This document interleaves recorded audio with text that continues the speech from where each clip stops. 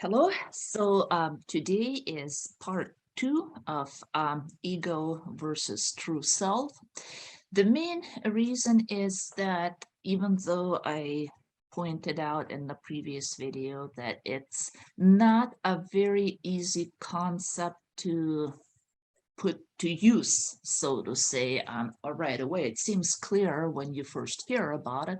Once you actually start applying it, there are still questions. So hopefully today I can give you a few more practical examples, kind of like hands-on applied version of the concept, because those are very important terms for emotional intelligence. And as you know, we use emotional intelligence in relationships, in success, as in reaching our goals, avoiding unpleasant situations, and so on and so forth. So it's pretty important to be able to distinguish which is which and realize the advantage of it, and most importantly, handle it correctly in each situation, because that again will increase your emotional intelligence, and emotional intelligence is the main tool of getting what you want in life, again, as far as straightening your relationship, getting your career in order, whatever you're doing. So what I want to do today, ladies, is that I'm going to show you two videos. Videos is kind of a glorified term for these things. They're basically cartoons that are put together in an animated form, but they're quick.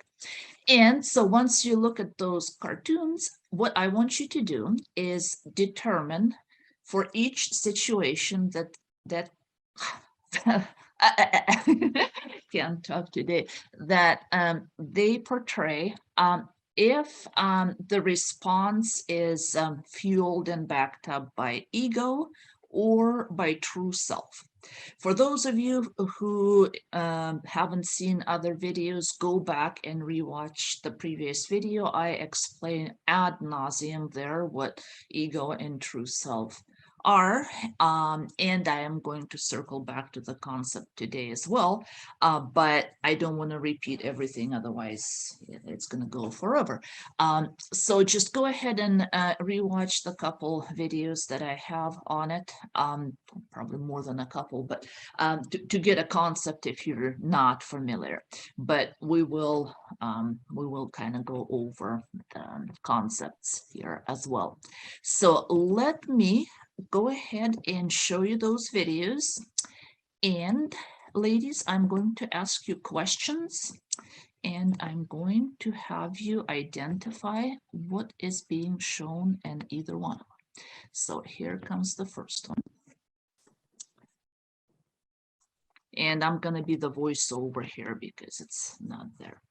So this lady, it's been a long day. I'm tired, frustrated, exhausted. I want everyone to leave me alone. I want my couch. I need me time. And here comes the UPS guy. Says, hey, how's your day going? Kind of tired. It's been a long day, but thank you. Appreciate your service. So this is the first video. And here is the second one. So if it's the same one, bear with me, but kind of talking about the same long day, frustrated, exhausted, leave me alone, need me time. Here comes the UPS guy. Oh, I'm doing great, she says. What an awesome day today. Thank you. So that's reaction number two. So let's go over those responses, and I'm going to ask you questions. Let me get my PowerPoint back up here. So Laura, what's your thought? Where is the response coming from in each of those videos? Ego or true self? I would say the first, oh, rather, yeah, the first one, a little confusing. The first one is from true self, while the second one was more of ego. And why is that? Because the second one is, I mean, she's being fake, Mhm. she's just not speaking her true feelings and just putting up false front. Fair enough. Yeah, and I agree. Hey, that's a wonderful day. Everything's rosy Right. when she was just about to. It's like, leave me alone. Right. Stacy, what do you think? I'd have to agree here. I think in the first version, she's not speaking her true feelings, putting up a false front. Second version, right? Because the first one, she was like, yeah, I could have been doing better. But Yeah, in the yeah, second one, she goes, yeah, Right. that's a wonderful day. Yeah, yeah. yeah, that was the second version. So, okay, great. And, I can't disagree, obviously. That was pretty obvious. But let me ask you a trick question here. Let's imagine there is a third video, and UPS guy comes to the door, and she goes, and he asks her, like, hey, how are you doing, ma'am? Here's your package. And she goes something like, gee, was doing good until you came to the door. I was just about to relax, have my cup of coffee. No, that happens to be the time when you guys run deliveries. Okay, give it to me. Where do I sign? Next time, would you leave it by the door, please? So what if that be her response? Would this be ego, true self, or what in this scenario? Mm, ego? Why? Oh no, sure. I don't know. Really, it just doesn't feel right for a true self. Like so many. Okay, that's a good answer. Stacy, what do you think? Mm, I think I'd have to agree with Laura again. I think this would be ego. I don't think she feels that frustrated, simply after a long day to be like, leave it by the door, you moron, for, no reason. What if she does? I mean, she is speaking how she feels at that point. As we're assuming she's speaking how she feels. I mean, there could be other reasons, but let's assume that that is the reflection of how she is feeling at that point. So she would be totally in line with how she feels when she says, just leave it by the door next time. I don't want to deal with you. Why wouldn't that be true self then? Oh, I, I don't really know. No, I still want to say ego. It just doesn't feel right for true self to me. I tend to think more of things that come from true self as, good and positive, something we would aim for maybe. Yeah, And true. this situation just doesn't fit that definition. Yeah, I see your point. Laura, would you agree? This situation doesn't fit the feel of true self. Yes. She's being way too honest about her feelings. Even if she does feel this way, it's Yeah, even if she does, feeling too honest. So I'm glad to know that, to see that you guys are going by feel. This is something that I touched upon in the previous video, is that when it comes to these kind of concepts, it's more of a feel than of intellectual, kind of, itemizing, classifying of things. You really can't define it so much in words as you can by the feel. And the fact is that the feel of true self is associated with, like what you guys said, hey, this is who I really am, and I was created a beautiful person who is going to bring something good into this world, because everybody has, that's kind of goes with a lot of other philosophical explanations. But really, if you look at the rest of the nature, everything is good. Nature's beautiful, everything's in harmony. So we were originally, and should maintain to be a good part of this good creation. So everything that comes from true self should feel good. And here she's basically insulting the UPS guys, so that's not positive. Kind of, I can see where you say that can't possibly be true self. But what is wrong with being too honest? I mean, isn't being true to your feelings is part of being true to yourself slash true self? So what is wrong with being too honest, Laura? Now, she warned us that this was going to be a trick question, Stacy. She certainly warned us. Okay, Helena, I think we give up. Please explain. Okay, so we have three scenarios here, right? So the first one was well, kind of true self. Let's name it true self. It was honest.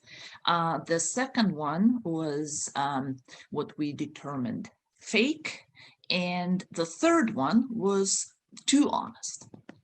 So here we have those three scenarios: fake, honest, and too honest. So you guys are correct on the feel that obviously the honest response would come from true self, because that's a no-brainer. If you're being true and real, then that's going to be honest. Those are basically synonyms in a sense when we explain this.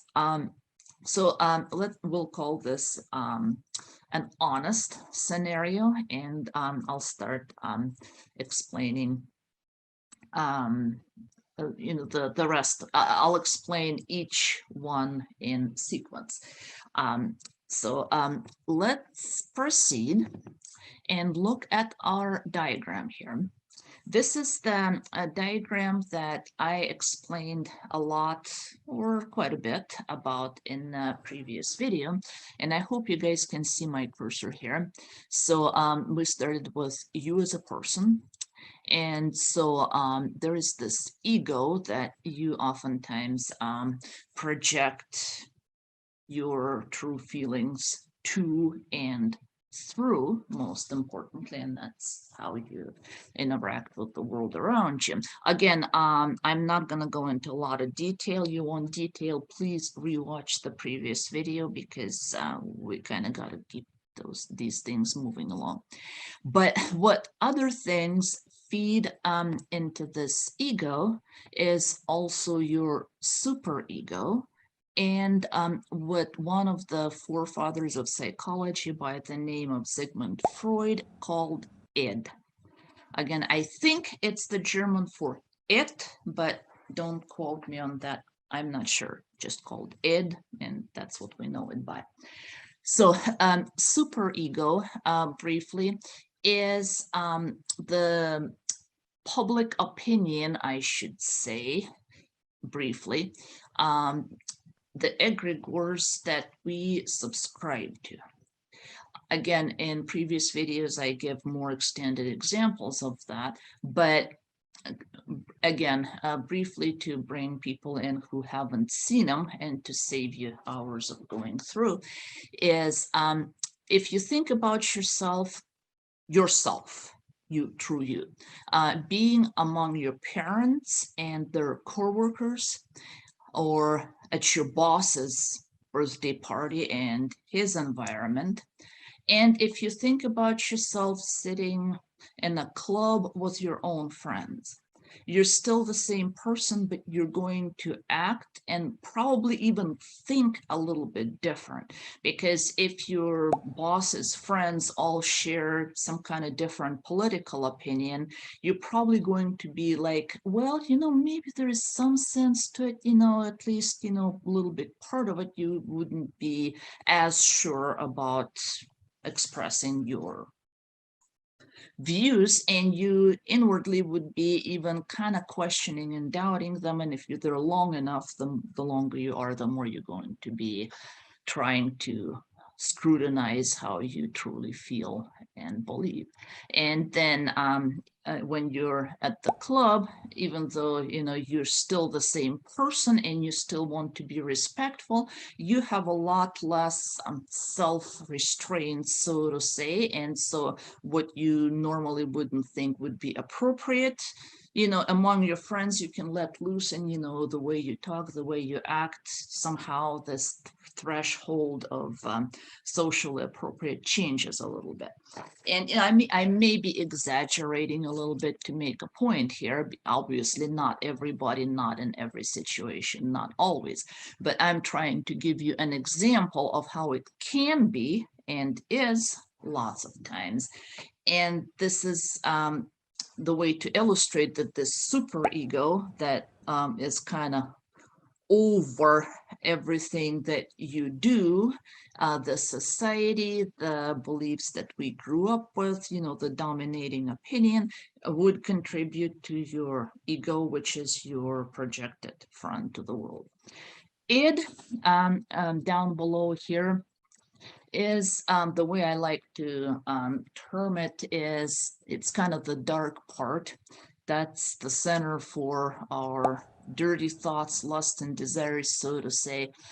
It's an animal-like part, and nothing good that I can think of comes from it. Although people would say, well, that's an animal part, that's survival.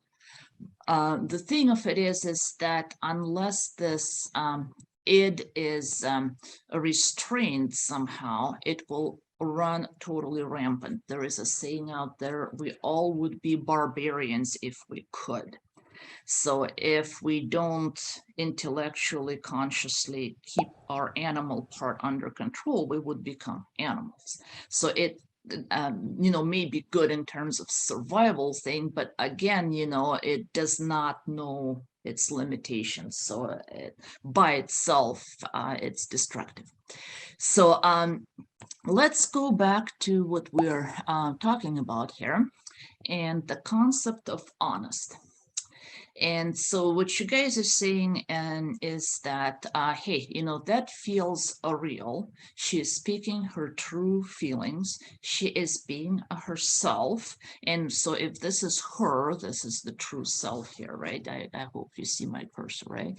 And then, we use ego for functioning. So if she is being perfectly honest and perfectly, speaking her true feelings here, then we would say that response would be coming directly from her true self. So is that what you guys meant? Would this be fair to say? Yeah, I would say so. And I agree. Well, and that's a good way to think, but I have to tell you is that all three of those responses, honest, fake, and too honest, come from ego. Because ego is a necessary tool that is part of our makeup of how we interact with the world. In the previous video, I was talking about their people, entities, companies, whoever they are, all over the internet say, oh, since ego's so evil, and we're kind of going to go over, the pitfalls of following what ego is trying to do, and why we don't follow it, then, let's get rid of it. We can't, because we have to filter things through the ego. This is how we're made. Without the ego, she wouldn't even come to the door. Because think about it, in a totally natural environment, you tired, there rings the doorbell, you don't want to get up, so you won't, because this is how you truly feel. You don't want to get up. Or, another one, directly from true self, with no filter on ego. So maybe she just, knee-jerk reflex reaction to where, okay, doorbell rings, I gotta go, before you can even think about it. And she gets up and goes to the door. Oh, ma'am, here's your package. I don't want a package today. I was going to have a cup of coffee. Come tomorrow. I don't want to deal with it. I don't know. I don't even want to go look for a pen to sign for you. Bye. Well, obviously, as you can see, that's mental.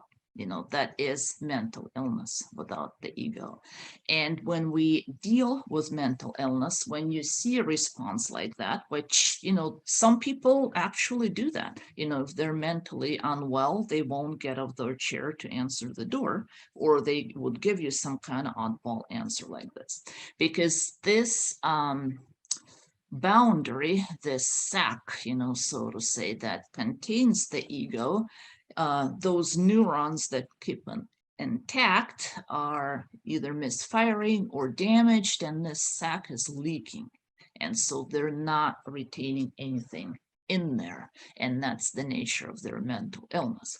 So that's why it's very important to keep the ego alive and well and intact. The important part between honest, fake, and too honest is the dynamics of this. So let's look at the fake part here. Number one, what's wrong with fake? Number one, when you act fake like this, and let me jump a little bit ahead and clue you that that comes from super ego. Why? For the most part. So why would a person go like, hey, yeah, that's a wonderful day, everything's hunky-dory? Because you somehow are under the impression that what you're supposed to do, and a lot of times what goes with that is that this is what I'm supposed to do because I'm a cheerful person, because that's how I was taught to treat guys, for whatever your reasons are. You think, this is how you supposed to do things. This is what makes you up. But if you think about this situation, even from the standpoint of the UPS guys, so you bring somebody a package and you say, here, and somebody goes, yeah, how are you doing? And they go, yeah, all right, getting along, kind of tired, thank you. Or you hand them this package and you say, well, how are you doing? Here's your package. Everything's wonderful, thank you, it's a great day. Immediately you feel like a little wall there. And obviously with the UPS deliveries, it doesn't matter, but that happens in other social circumstances. So immediately you build a barrier to where you're not connecting with people or putting a threshold to doing that. Number two, everything that is not a reality eventually is going to misfire, because if it's not how it is, then you're going to use it wrong eventually. And if it's a misperception, it's going to let itself know. It also takes a lot of energy to maintain those false fronts, because you're always keeping this image. And, it's, again, try it up on yourself. It's a lot easier to say, oh, I'm, could have been doing better, than put all this, big presentation. And I want to make it clear, kind of disclaimer type of thing, is that I'm talking about maybe in a sense an exaggerated situation here, because there's no reason why I would want to have that connection with the UPS guy. If I'm too tired, it's just like, yeah, doing great, thank you, sign, go away. So it's not like you have to tell them, oh gee, how my day went. If you don't want to connect with a stranger, it's totally normal and acceptable in this situation. I'm talking about the exaggerated effort of putting on that front, of projecting that, hey, I am a cheerful person, and I want you to recognize that. And so if you put that image on, is again, it's taking a lot of energy, and your true self can only take so much of this oppression. Because what happens in that, and that's what I was explaining in the past video, if this is your true self and you say, this is not me, this is me, this ego is me, this image of a cheerful person who always is friendly is me, then that ego starts imprisoning and enslaving your true self, and pretty soon nothing from true self gets out, and the false self starts running the show, and it creates its own problems. So let's go to the honest example again, because honest example, as I have mentioned, goes through the ego as well. Because what makes me get up and answer the door? Because I have an image and a knowledge from how I was raised that this is how you treat a delivery. I truly feel that I want to lay on the couch, but the appropriate thing for me to do is to get up and go answer the door. So in a sense, it's the same dynamics as when she was being two-faced. The difference here is how much of the identification she would do with her false self of this cheerful, always happy person. Is she totally losing her true feelings here, or are they working in support of whatever she's projecting there? I mean, she would know her manners, she would know the right thing to do, the right defaults of how you treat a delivery, but she still hasn't lost track of that. Hey, I'm not feeling my best, so I'm not gonna look my best, I'm not gonna sound my best, but guess what? That's okay. I don't have to be always top-notch cheerful person. And let's talk about the default of treating a UPS guy with due respect and answering his deliveries, something that we inherited from superego.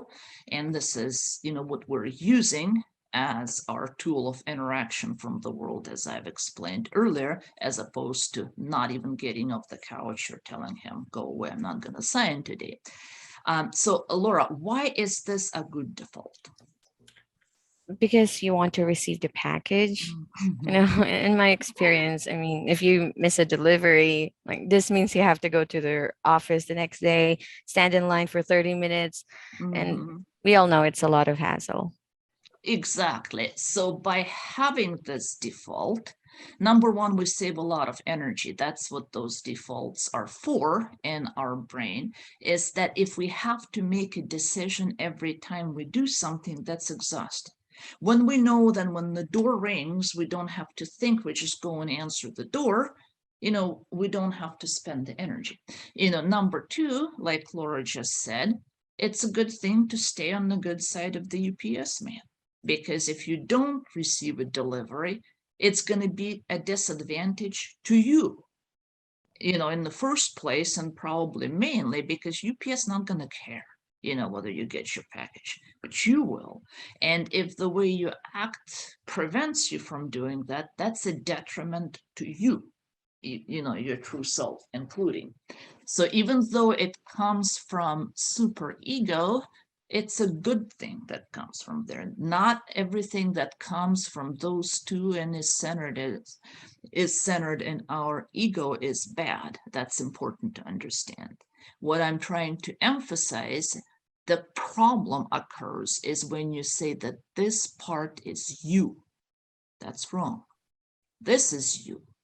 This is a tool. You cannot let that tool take over, because fake is bad, and there are other issues that are going to result from it. So now let's talk about too honest. So too honest comes from id.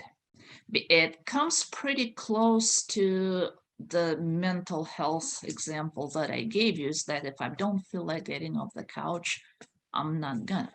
Because without this helpful default that we learn from society, from functioning of how to do it, then like I said, that's kind of bordering on mental illness, because that would rob us from the benefit that we have from those useful defaults of getting an advantage of receiving the package in our example. Number two, as I briefly explained earlier, id is something from where all excesses come. If you're too honest, if you're too happy, if you're too sad, if you're too anything, that is usually driven by this physical animal part here. So too happy, again, picture yourself, a total idiot, he's always happy, never sad, mental. Too sad, depressed. Too honest falls in the same category, because again, yes, it's a survival thing, but if it's not a restrained being a keyword to where we get to the excess of too much of anything, then it gets things out of balance and it becomes detrimental. So take the survival thing, for instance, of sex or of a need to eat. If we don't restrain those things, we are in trouble. So if we were to let this id run our lives, we all would be promiscuous, would be bulimic, total gluttons. And another thing about it is that it's very inert. We would be excessively lazy, because id just cares about the immediate, subconscious animal need, and it doesn't care about anything. It doesn't know any limitations. So it would create an absolute mess if you don't restrain it, like, eating without stopping, or, sleeping around with no consideration for anything or anybody, including your own health, whatever it may be. So it would create that mess and leave it for the other three parts to clean up, because it does not have any kind of self-control. So when you're being too honest, then anything that's too much, this is where it comes from. So what we have here is that she, if in this situation of this lady doing this, she is letting this animal part of saying, I'm tired, I'm, not dealing with it, this is not how I feel, feed her reaction, which is absolutely no different when you let the superego of the idea that we need to be polite and we need to be pleasant run the show. You become fake, you lose connection, all kind of things happen. Nobody likes a fake, so every time we see a fake person we say whatnot. So it's easier for us to see the upper part of it when it comes like in the first fake scenario. But when we're talking about too honest, it's the same thing, except it comes from here. It's fake, and then it says, hey, this is me, this is how I truly feel. Which the first fake part robs you from your true feelings. Like, I don't care how you feel, I don't care how tired you are, you must act happy, which is restricting, imprisoning to your true self. It totally disregards your true feelings, and that's where the damage comes. This id does the same thing. It has total disregard for your true self, because now you're being rude to the UPS man, and he may just get pissed and decide to not bring you your package next time, but send you a card and make you go to the office anyway, because he doesn't want to deal with you. It wasn't a pleasant experience. So when this id feeds its immediate physical, dark, lust and desires, or however you put it, into the picture, it has total blatant disregard for your true self, who would benefit from interacting properly in this situation. And it also gives birth to all kinds of toxic philosophies such as, well, I'm entitled to acting this way, don't ask me why. Because again, it controls the ego, and ego says, this is me. This is not me. This is me. So in reality, you are most likely kind, quiet, caring person when you're not frustrated. But when you are frustrated, this id would fuel up, all those things to where you'd come across as a total jerk and have consequences of a jerk, including being treated as one. So when we talk about too honest, and a lot of time is people say, well, I'm just speaking how I truly feel. What's wrong with that? What's wrong with being too honest? I'm speaking how I feel, and people don't like me. So it must be the problem with them, not with me, because I'm acting the way how I truly feel. So when we talk about too honest, being, meaning is that number one, you let yourself be around by a monster being id, unrestrained rather, animal passions, that come from the darkest part of our being. You're channeling negativity because, again, anything unrestrained, anything animal-like undermines everything positive that you otherwise have. And you lose yourself because, again, this id gets into your ego, and your ego says, this is me, and disregards your true self. And so when a person like this says, nobody likes me, basically, it's not you that we don't like. What we don't like is this power tripping, slave driving, power usurping monster that poses as you. And we don't even see who you are behind that, because this ego is a front and it's a barrier which is impenetrable at this point. We have no idea who you are. So how can we like or dislike you if we don't know who you are? Again, there's two parts to that. There is a super ego that may give us helpful defaults for our benefit. We do have to have our animal, natural, physical needs met with a restraint. And the true self is something that needs to be controlling, empowering, and balancing the two things. When either one starts running the show, and let alone that, also saying, this is me, this is me, this is me, it basically, again, becomes a slave driver.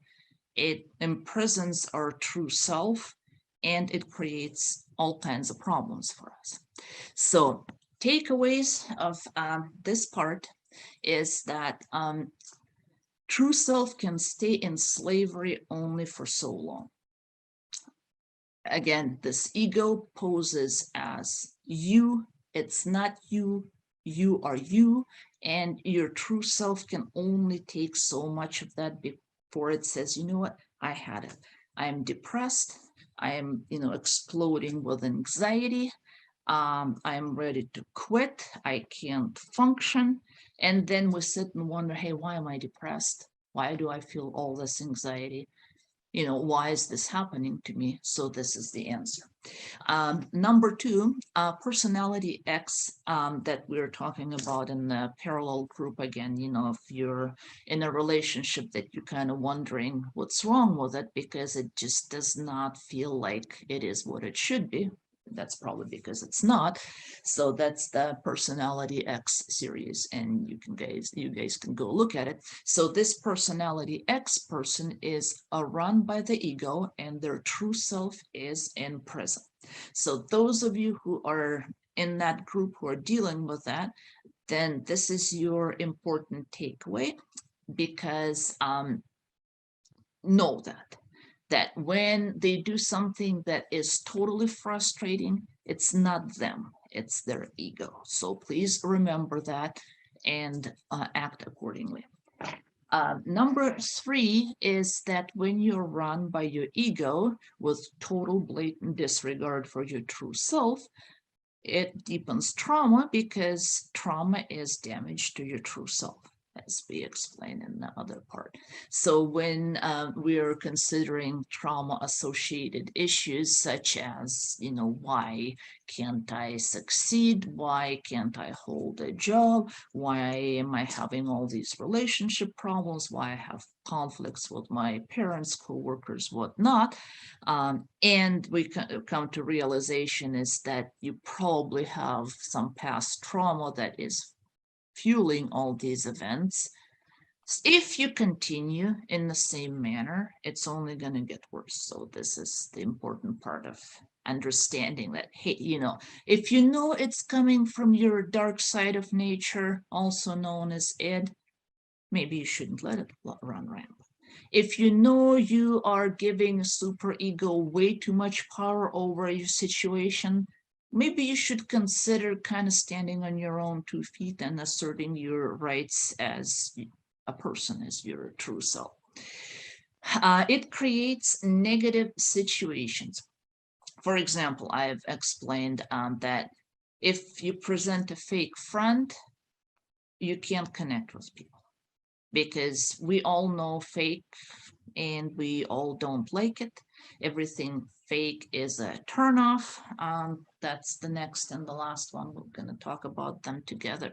So if you feel that you can't connect with people, you have no friends, nobody likes you, well, they probably don't like your ego and not you, and they haven't even experienced you, number one.